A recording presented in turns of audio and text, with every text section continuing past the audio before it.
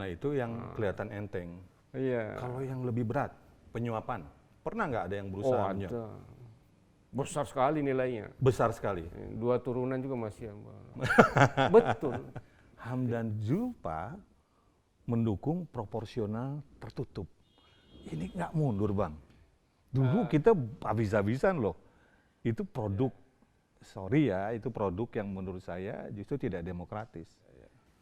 Jadi makin firm Hamdan Zulfa untuk tidak masuk parpol dulu ya. Kondisi masih seperti itu. Agak berat. Agak berat ya.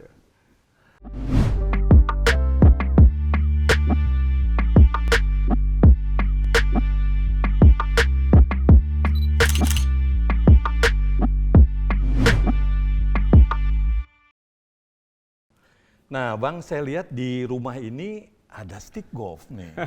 Nah, rupanya Abang suka golf ya? Ini bagian dari hobi saya karena olahraga golf itu olahraga untuk orang-orang yang sudah mulai senior gitu.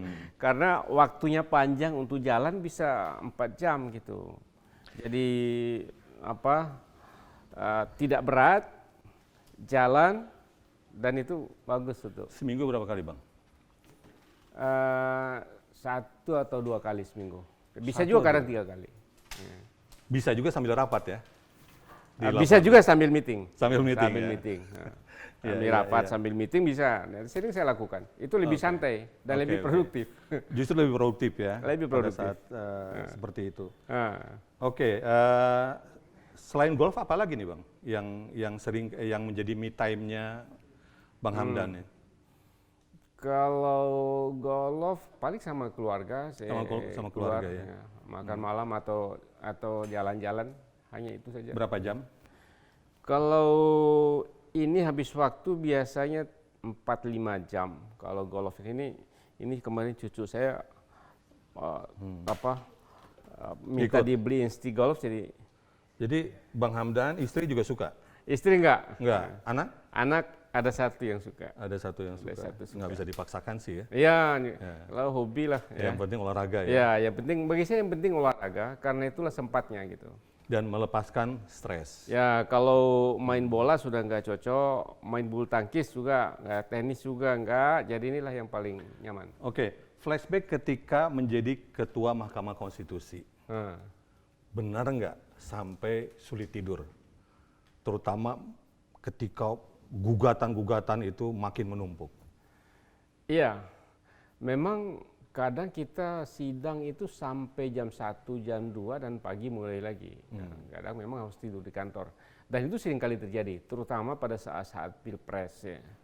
Saat-saat pilpres atau pemilu legislatif atau dulu padat sekali pemilu yang untuk pemilihan kepala daerah karena dulu kan tidak disatukan seperti sekarang. Jadi setiap saat kita berhadapan dengan sengketa persisian hasil pemilu kepala daerah. Menurut prediksi Bang Hamdan, lebih berat mana nih? Dulu ketika 2013-2015 atau sekarang? Sekarang kan serentak nih. Ya. Pilpres dengan pilkada. Mana yang lebih Sekarang berat? capek dan pekerjaan beratnya lebih ringan sekarang, hanya sebentar kan. Paling hanya 1 bulan itu kan. Dalam 5 tahun paling hanya 2 kali nanti pemilu presiden, kemudian pemilu DPR, pemilu presiden dan DPR, kemudian nanti pemilu kepala daerah hanya 2 kali dalam 5 tahun. Kalau dulu secara terus-menerus. Betul. Dan yang bersengketa itu adalah bukan mantan, kawan-kawan Abang di DPR. Iya. Kawan-kawan Abang di partai politik. Iya. Ada yang coba membujuk Abang? Itu sih pasti banyak lah. Dan ada yang sampai suatu saat, wah, gue nggak mau angkat-angkat telepon gue. Ya, saya bilang gini, ya nggak bisa sembarang saya angkat telepon. Saya bilang gitu karena saya harus lihat dulu ini orang sedang bersengketa apa belum. Nah itu yang kelihatan enteng. Iya. Kalau yang lebih berat, penyuapan, pernah nggak ada yang berusaha menyuap? Ada. Besar sekali nilainya. Besar sekali. 2 turunan juga masih. Betul. Dengan janji segitu besar. Dan di sana memang butuh integritas ya. butuh Kalau kita jadi. berpikir pendek, lebih baik Karena gitu sengketa politik itu sengketa berat, kan sederhana cara berpikirnya. Kalau menang di MK kan biayanya tidak terlalu besar daripada menang di lapangan. Oke. Kan gitu. Betul. Bahkan ada yang kirim melalui faksimal ancaman kami sudah tahu anak-anak Pak Hamdan sekolah di mana, tinggal di mana, dan kami sudah biasa melakukan pembunuhan dari dulu. Merinding juga ya. Nah, itu. Tapi bagi saya kasih kepada Sekjen, tolong sampaikan kepada kepolisian, kalau saya ada apa-apa, ini ada surat ini. Tapi saya sedikit pun tidak pernah merasa takut, karena itu ancaman saja. Ya, apapun yang terjadi, resiko jabatan. Telepon pernah Bang? Telepon yang tidak telepon, dikenal. WA, SMS, yang paling banyak itu SMS. SMS Saya tidak tahu sumber dari mana. Dan ancamannya sampai ke ancaman pembunuhan. Itu melalui faksimal. Melalui faksimal. Nah, sejak saat itu apakah ada peningkatan pengamanan atau memang ada protap yang memang sudah standarnya seperti itu? Ada atau tidak ada ancaman? Ya, protap standar aja. Protap standar aja. Tidak peningkatan. Saya bilang hanya untuk jaga-jaga aja, udah lapor kepada kepolisian. Nanti kalau ada apa-apa, ini ada laporan sudah disampaikan. Ngeri juga ya Bang. Pertaruhannya nyawa. Ya, namanya memutuskan hal besar kan, politik menyangkut bangsa dan negara dari kepentingan orang banyak. Bang, saya baca di Twitter dan akhirnya seperti biasa, Twitter Bang Hamdan ini efektif untuk ngebakar media. Tiba-tiba muncul satu statement, Hamdan Zulfa mendukung proporsional tertutup. Ini nggak mundur Bang. Dulu kita habis-habisan loh.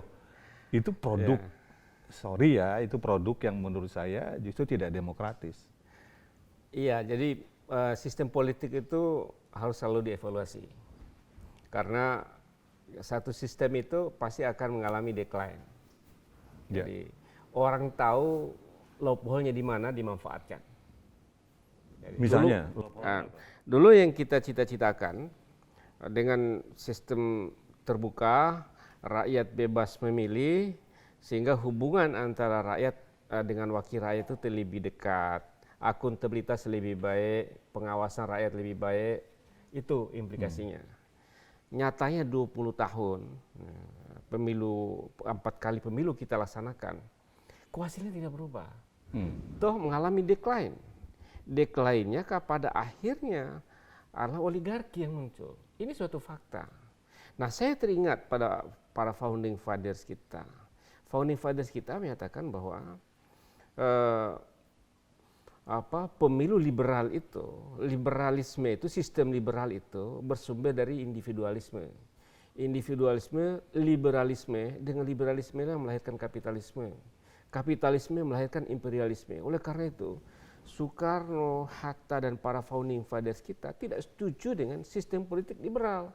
Mengapa? Karena itu melanggengkan kapitalisme. Jadi itu benar dan terbukti sekarang ini. Ada yang ternyata oligarki itu begitu. Dan Anda mengatakan saat ini sangat liberal. Sangat liberal. Sangat liberal. Sebenarnya tidak dikehendaki oleh undang-undang dasar kita yang liberal seperti saya ikut menyusun undang-undang dasar. Karena undang-undang dasar itu harus di-inspiring, dipengaruhi oleh pembukaan.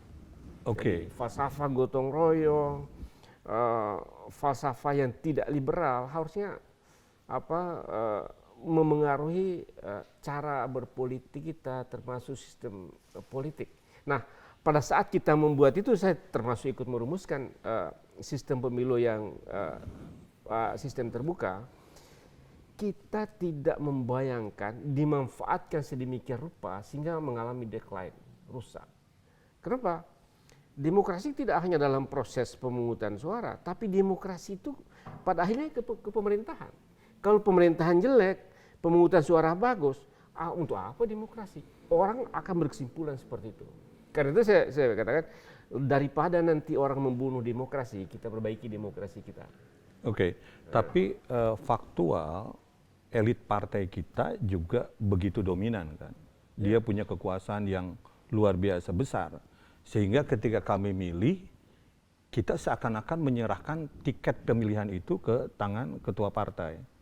Nah, bukankah itu sama dengan Pameo memilih kucing dalam karung? Ya, kalau itu saya sadari betul. Karena itu partai politik kita harus diperbaiki. Saya usul ada 2. Pertama, partai politik itu full dibiayai oleh negara, jangan dibiayai oleh oligarki.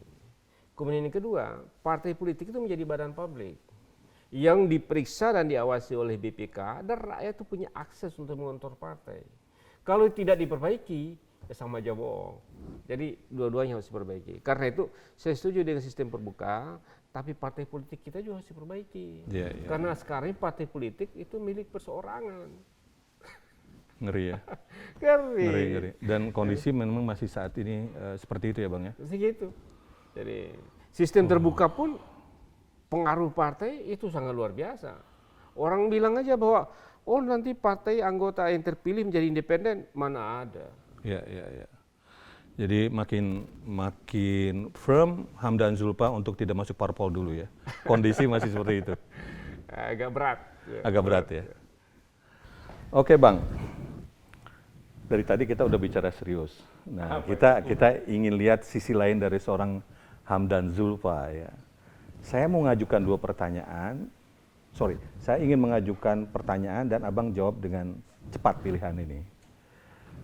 Coto Makassar atau stick? Coto Makassar dong. Golf atau jogging? Golf. Dangdut atau musik klasik? Klasik. Oke. Ini lebih gampang lagi. Anies apa Ganjar? Itu jangan dijawab. Kemudian cappuccino atau matcha? Cappuccino. Lato-lato atau Mobile Legend? Lato-lato. Tahu juga ternyata. Oke, itu gimmick kita aja Bang ya. Pengen ngelihat seperti apa Hamdan Zulfa update situasi terkini. Ternyata update itu ya. lato-lato itu bahasa Makassar. Oh gitu. Dan juga bahasa Bima. Artinya apa Bang? Lato-lato itu kalau bahasa Bima litolato. Litolato itu goyang begini-begini nih. Kalau mangga lagi goyang bawa angin, oh litolato itu mangga itu. Litolato. Oh begitu. Baru tahu. Saya juga terus terang ini dari mana nih istilah? Lato-lato asli Makassar. Soalnya itu permainan klasik ya Bang. Iya. Udah dari dulu. Dari zaman saya kecil sudah ada itu.